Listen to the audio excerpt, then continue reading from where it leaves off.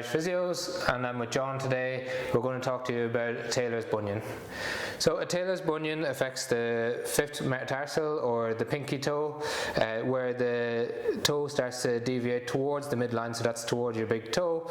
It can be pain-free in most cases, or for some people it can cause pain on the joint when you're walking or standing for prolonged periods of time. Medically, it's known as a Bunionette, but it got its name, Tailor's bunion, from Tailor sitting with their legs crossed on the floor, and that encourages the fifth metatarsal to move inwards.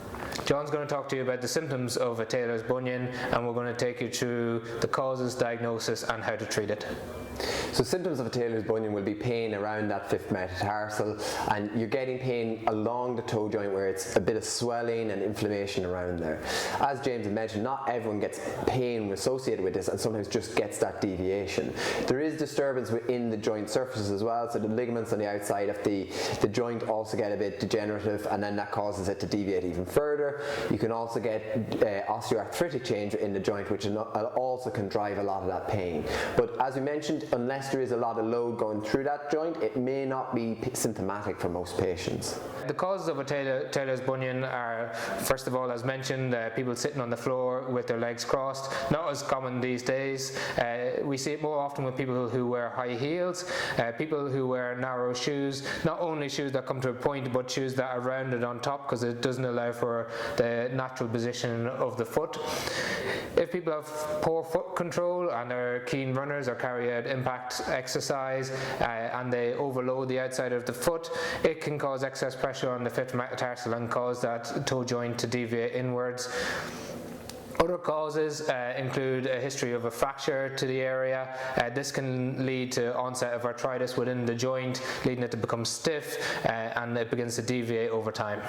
For diagnosis of a Tailor's bunion, we often get an X-ray carried out. This is to look at the integrity of the joint and see if there's any arthritic change within it. This is also done with a subjective and objective assessment when we're doing our physio assessment. So we look at the joint, see how mobile it is, see if there's any deviation of it, and that will help us with our diagnosis.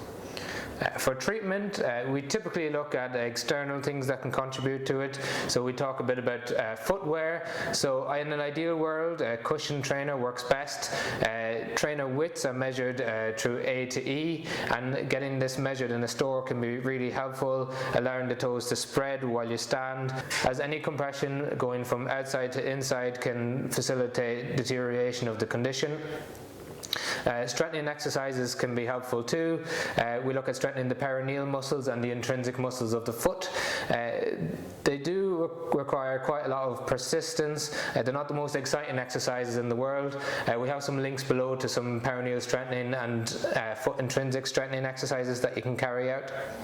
Following on what James had said about footwear, it's very important to get an accurate sizing of your foot, because a lot of people get an idea that their size is, say, a size 6, size 7, but it's actually somewhere in between. And getting that accurate measurement in a running shop where they do accurate foot measurements is important, because you might end up buying a shoe with a certain brand that may be a different size than what your foot is, and then that leads to compression around there. So I think that's a very accurate one to try and get the foot sizing correct for your shoe wear.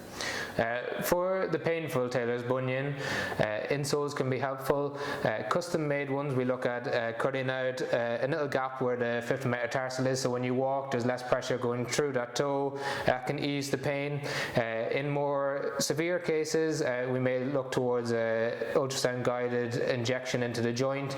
This is a steroidal injection that helps reduce inflammation. Prior to this, you could try some over-the-counter anti-inflammatories such as ibuprofen. And in severe cases, we would look towards surgery. This is usually an osteotomy of the joint, where they cut part of the joint to realign it, or in severe cases they look at a fixation of the joint. So if you're suffering from a Tailor's bunion, drop us some comments below and we can hopefully address any issues that you're having.